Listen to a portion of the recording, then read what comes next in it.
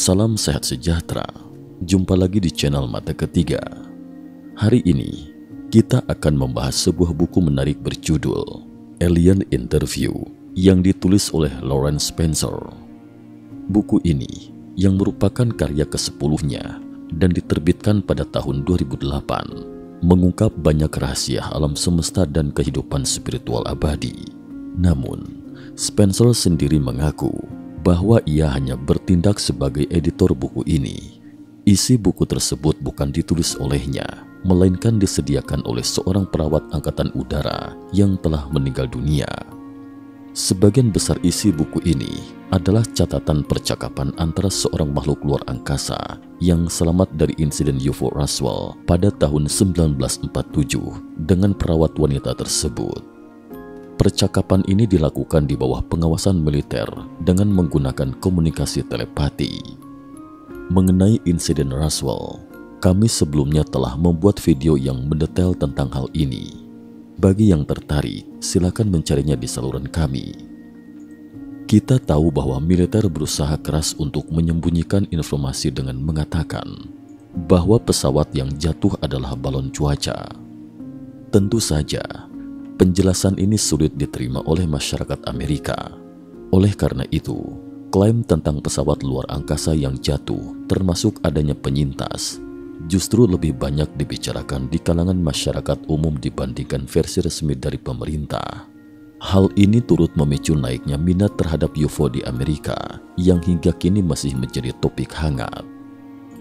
Namun karena kurangnya bukti yang meyakinkan, klaim tersebut tetap menjadi legenda urban belaka.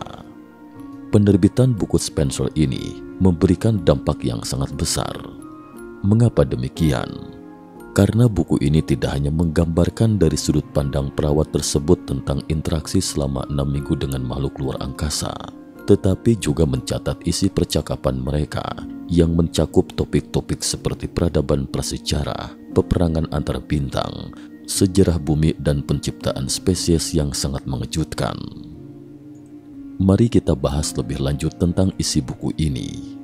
Ceritanya dimulai dari sebuah paket yang diterima Spencer pada 14 September 2007. Paket besar tersebut dikirim dari Navan, Irlandia, dan dikirim oleh seorang bernama Nyonya McElroy. Nama ini terasa asing bagi Spencer. Ia penasaran dan memutuskan untuk membukanya. Di dalam paket, Spencer menemukan beberapa manuskrip tua, beberapa dicetak dengan printer kuno, dan yang lainnya ditulis tangan. Beberapa lembar kertas tampak sudah sering digunakan. Spencer melihat sekilas dan menemukan kata rahasia tertinggi dan Roswell muncul paling sering. Hal ini membuatnya semakin bingung. Bagaimana mungkin wanita ini mengetahui minatnya terhadap Roswell? Seperti banyak orang Amerika, Spencer percaya bahwa insiden Roswell terkait dengan makhluk luar angkasa. Namun pemerintah selalu menutup-nutupi hal ini sehingga kebenarannya tetap samar bagi publik. Pada tahun 1998, ketika Spencer menulis buku The Spectres, ia menemukan petunjuk bahwa seorang perawat mungkin berada di lokasi kejadian dan pernah berinteraksi dengan makhluk luar angkasa. Setelah banyak usaha, ia akhirnya berhasil mendapatkan nomor telepon wanita tersebut. Namun ketika dihubungi, wanita itu hanya berbicara secara samar dan tidak memberikan informasi berharga, kecuali mengakui bahwa ia pernah bertugas di pangkalan militer New Mexico pada tahun 1947. Spencer akhirnya menutup percakapan dan mengirimkan sebuah salinan bukunya sebagai ucapan terima kasih. Setelah itu, mereka tidak pernah berkomunikasi lagi. Spencer cepat melupakan kejadian tersebut hingga tiba-tiba ia teringat bahwa Nyonya McElroy mungkin adalah wanita yang sama dari 9 tahun lalu. Pada saat yang sama, sebuah surat jatuh dari paket tersebut. Spencer membukanya dan ternyata surat tersebut memang dari wanita yang sama. Dalam surat tersebut, ia mengatakan bahwa waktunya sudah tidak lama lagi dan meminta agar isi manuskrip dipublikasikan. Rasa ingin tahu Spencer semakin membesar dan ia segera membaca semua manuskrip dari awal hingga akhir. Ia terkejut dengan isi manuskrip yang jika benar akan menjadi berita besar. Spencer kemudian menulis surat balasan ke alamat yang tertera di surat, ingin berbicara lebih lanjut dengan wanita tersebut dan memverifikasi kebenarannya. Namun ia malah menerima balasan dari pemilik rumah yang mengatakan bahwa penyewa adalah pasangan lansia yang baru saja meninggal. Alhasil, petunjuk baru ini terputus. Meskipun demikian, Spencer merasa tergerak untuk memenuhi wasiat Nyonya McElroy. Surat tersebut sangat menyentuh, dan Spencer telah memeriksa manuskrip dengan seksama tanpa menemukan celah. Dengan demikian, ia memutuskan untuk menerbitkan buku tersebut, membiarkan pembaca menilai kebenarannya sendiri. Isi surat Nyonya McElroy. Dalam surat tersebut, disebutkan bahwa makhluk luar angkasa secara aktif memantau dan menginvasi setiap individu di bumi setiap hari. Pada masa insiden Roswell, ia bekerja sebagai perawat penerbangan di Angkatan Udara 509 dan menyaksikan kecelakaan pesawat luar angkasa, termasuk beberapa anggota awak yang telah meninggal. Setelah tiba di lokasi, ia mengetahui bahwa salah satu anggota pesawat luar angkasa selamat dan dalam keadaan sadar, tidak terluka. Surat itu juga menyebutkan bahwa tidak ada staf di tempat kejadian yang bisa berkomunikasi dengan penyintas luar angkasa tersebut karena ia tidak berbicara dan tidak mengenal simbol. Namun ketika McElroy memeriksa kondisi makhluk tersebut, ia segera menyadari bahwa makhluk luar angkasa mencoba berkomunikasi dengannya melalui telepati. Karena tidak ada orang lain di sekitar yang bisa menerima komunikasi tersebut, dan makhluk tersebut tampaknya ingin berkomunikasi dengannya. Setelah diskusi singkat dengan seorang pejabat militer senior, diputuskan bahwa McElroy akan mendampingi makhluk luar angkasa tersebut kembali ke markas. Setelah itu, McElroy ditugaskan untuk menemui makhluk tersebut dan menyusun laporan pemeriksaan yang komprehensif untuk dilaporkan kepada otoritas. Kemudian beberapa staf militer dan non-militer memberikan kuesioner detail kepada McElroy yang ia terjemahkan untuk makhluk luar angkasa tersebut dan mencatat setiap jawaban. Tugas ini berlangsung dari 7 Juli hingga Agustus 1947 hingga makhluk tersebut meninggal. Surat tersebut diakhiri dengan pernyataan bahwa umat manusia perlu mengetahui jawaban atas pertanyaan-pertanyaan dalam dokumen-dokumen ini. Siapakah kita? Dari mana kita berasal? Apa tujuan kita datang ke bumi? Apakah manusia sendirian di alam semesta? Jika ada kehidupan luar angkasa di tempat lain, mengapa mereka tidak menghubungi kita? Jika kita tidak dapat mengambil langkah-langkah efektif untuk mengatasi dampak infiltrasi luar angkasa yang berkepanjangan di bumi, maka penting bagi manusia untuk memahami konsekuensi merusak terhadap cara hidup spiritual kita. Mungkin informasi dalam dokumen-dokumen ini bisa menjadi batu loncatan menuju masa depan yang lebih baik bagi umat manusia. Saya berharap Anda dapat menyebarluaskan informasi ini dengan lebih bijaksana, lebih kreatif, dan lebih berani daripada saya, Nyonya McElroy. Penampilan makhluk luar angkasa. Mari kita sebut dia perawat wanita. Lalu, seperti apa penampilan makhluk luar angkasa yang ia temui? Dalam suratnya, perawat wanita ini menjelaskan bahwa makhluk luar angkasa tersebut tampak kecil dan ramping, kira-kira setinggi anak berusia 5 tahun, sekitar 1,2 meter. Ia memiliki kulit abu-abu halus, mirip dengan apa yang digambarkan sebagai makhluk kecil abu-abu dalam legenda. Kepalanya yang besar tampak sangat tidak proporsional dibandingkan dengan tubuhnya yang kecil dan ramping. Di tangan dan kakinya terdapat 3 jari yang agak dapat menggenggam. Kepala makhluk ini tidak memiliki hidung, mulut atau telinga.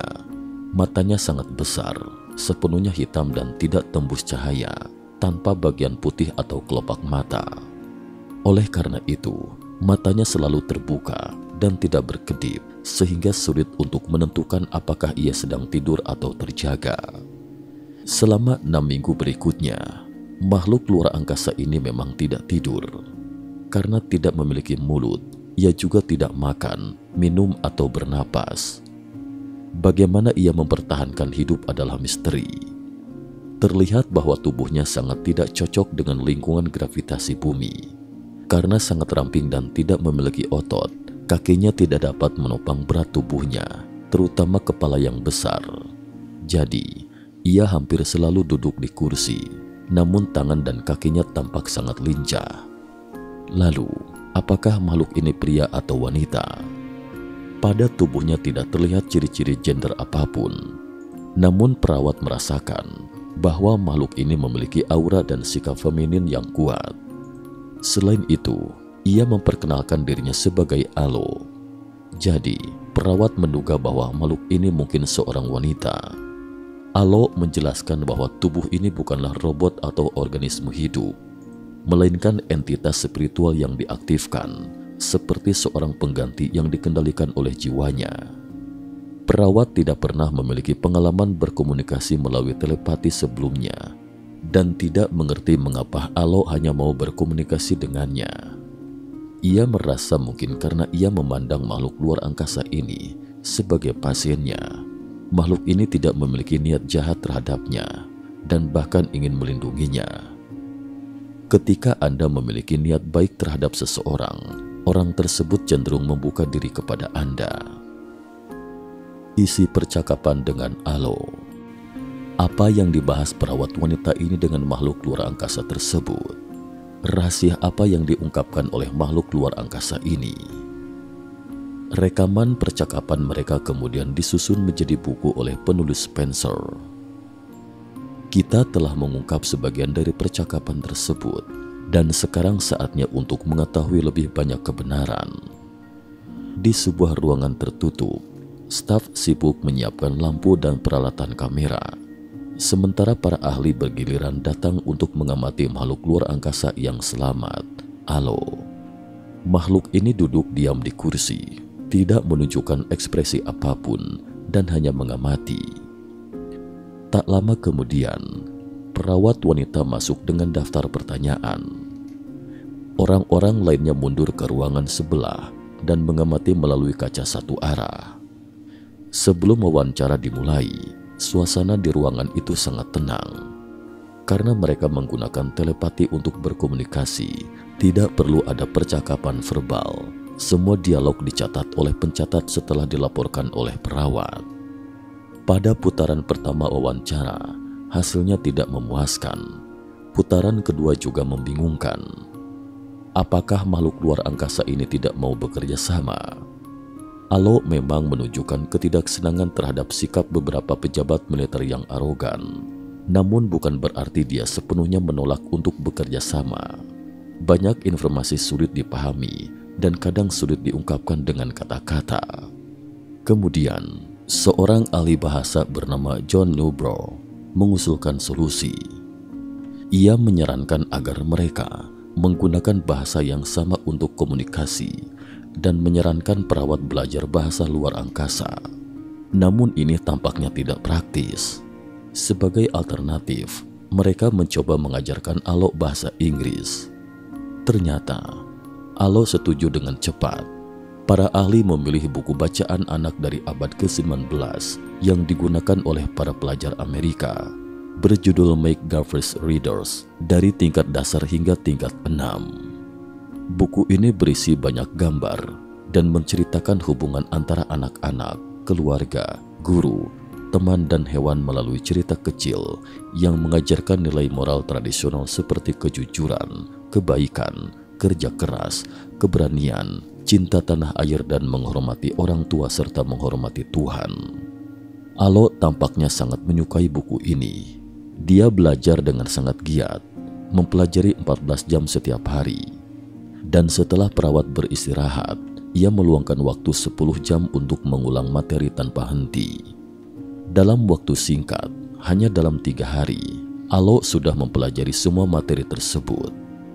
Selanjutnya, ia mulai belajar dari ensiklopedia Inggris, astronomi, geografi, berbagai disiplin ilmu dan karya sastra klasik dengan sangat cepat. Pada hari ke-16 setelah jatuhnya UFO, Alo telah membaca ratusan buku manusia. Ia berbagi dengan perawat bahwa buku favoritnya adalah Alice's Adventures in Wonderland, Don Quixote, dan 1001 Nights. Ketiga buku ini mengajarkan bahwa memiliki jiwa besar dan kreativitas jauh lebih penting daripada menguasai keterampilan atau kekuasaan yang penting. Setelah menutup buku terakhir dengan lembut, Alo mulai berbicara. Meskipun masih menggunakan telepati, kali ini ia berbicara dalam bahasa Inggris. Alo mengungkapkan bahwa ia berasal dari peradaban kuno yang sangat jauh di luar angkasa.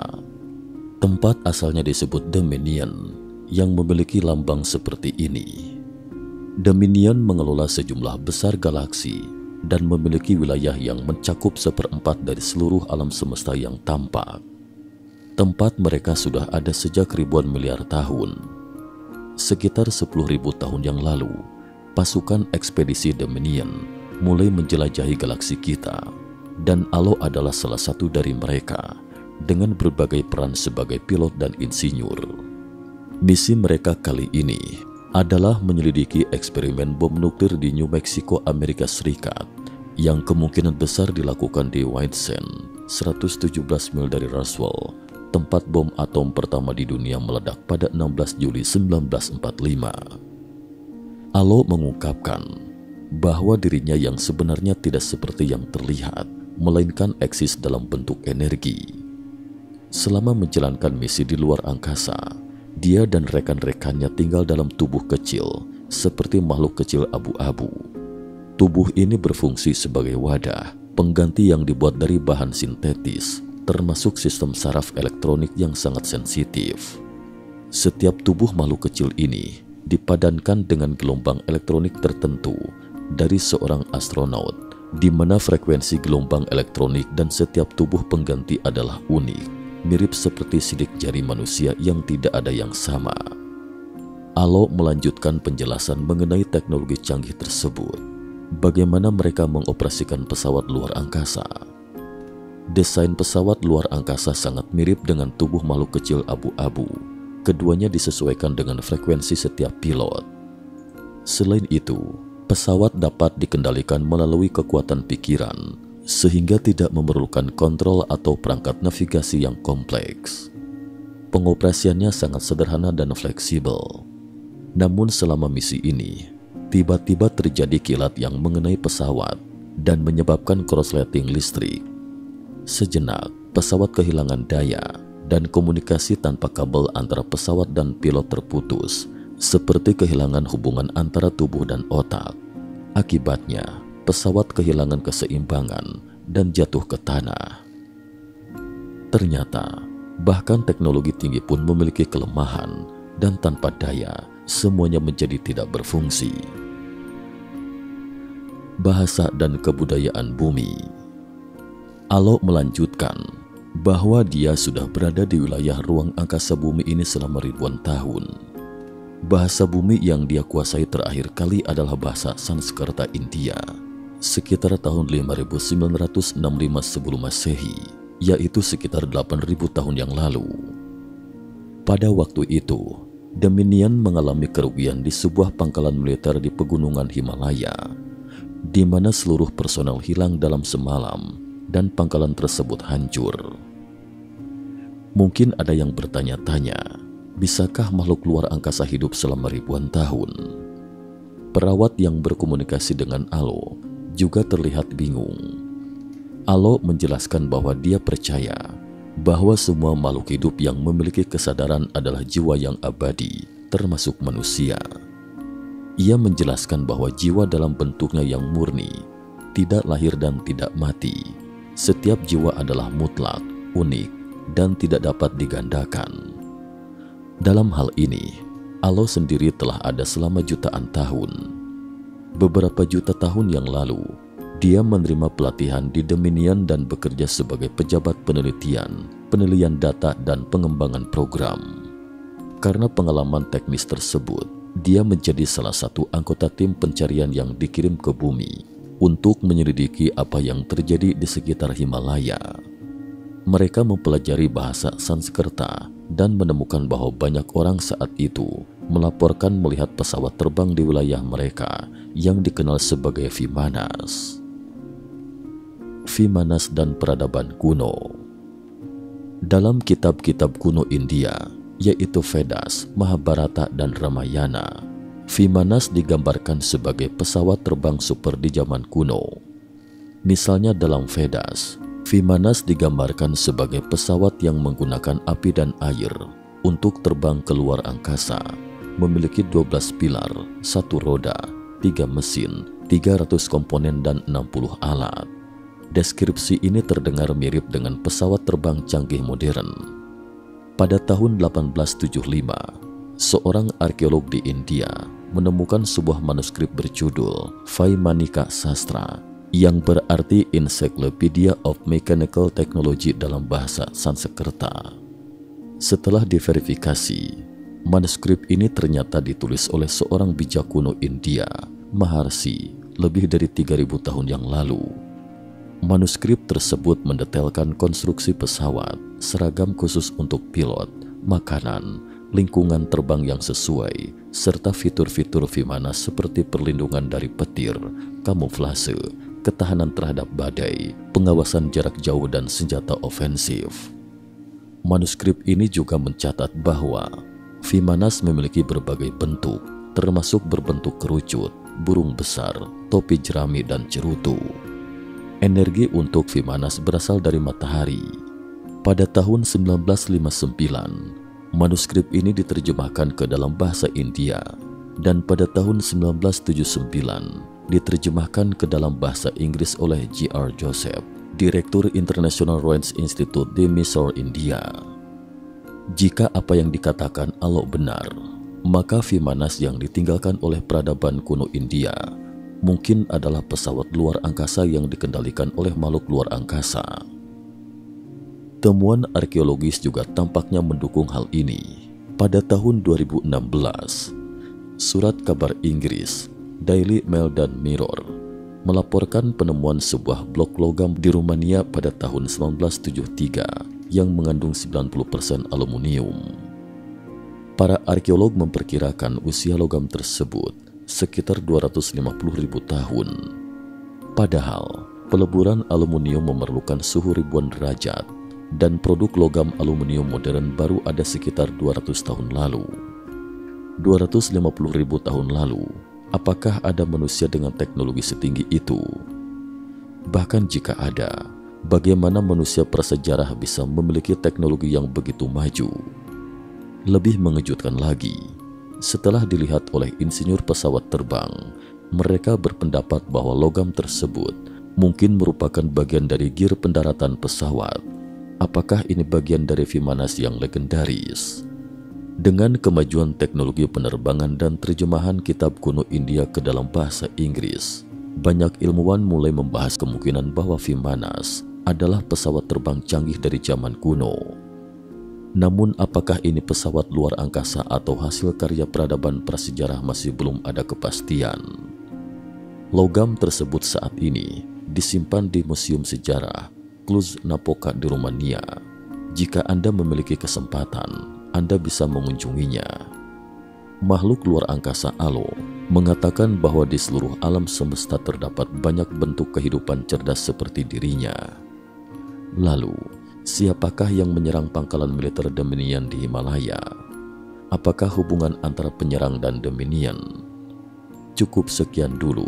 Nantikan edisi sambungannya pada episode berikutnya. Terima kasih atas perhatiannya.